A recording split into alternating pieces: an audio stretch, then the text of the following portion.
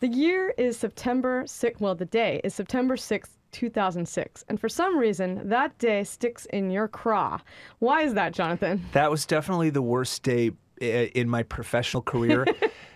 We had been gliding by with all sorts of press and accolades and huge business for 3 years. We were always on the best of lists and things like that. And had gotten probably a little complacent, maybe a little bit cocky with what we were doing. And then all of a sudden, the New York Times food section had this enormous article on coffee in New York. 3 pages, 20 pictures, and we were not in this article at all. And the reporter had called you, right? The reporter had planned to put us in the article and had done some research, and I called him to sort of find out why, because this was sort of new to us to not be one of those coffee bars that were mentioned as the best of. I called him, and basically he said, you know, I think you guys have a lot of potential, but I've been in 6 or 8 times, and your product has been wildly inconsistent, and I've been disappointed, and I can't really wholeheartedly recommend it to New Yorkers to get their first great coffee.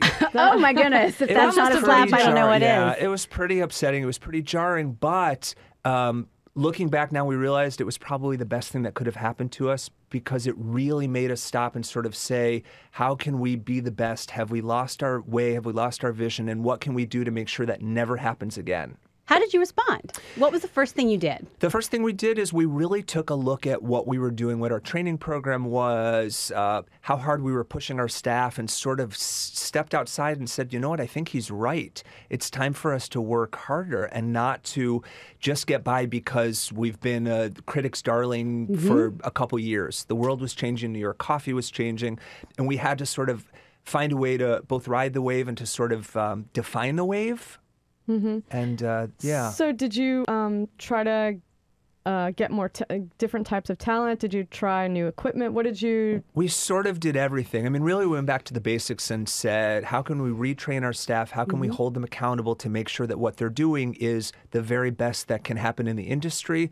We looked at perhaps changing our beans. We changed some equipment things, but really it was sort of what was going into our training and how much time and money were we devoting to make sure that every single cup of coffee that we were producing was the very best that it could be. And that took sort of months of backtracking, reworking things, a lot more of a critical eye on what we were doing in terms of that sort of culinary experience. What did you do in terms of advice? I mean, was this something that you guys determined internally, or did you start seeking other outside advice aside from the feedback? Yeah, I think it was both. I think we had found that for a long time we were living in a bubble, and it was sort of us even saying to other people who we really respected, hey guys, what are we doing right and what are we doing wrong? What do you see that we can change to make ourselves better? And we listened to that. Instead of being defensive, we sort of said, let's use this to our benefit and and really come further and work harder at it. And here's the thing about coffee. I mean, a lot of you out there in La La Land, in computer land, you drink coffee, you probably slug it, but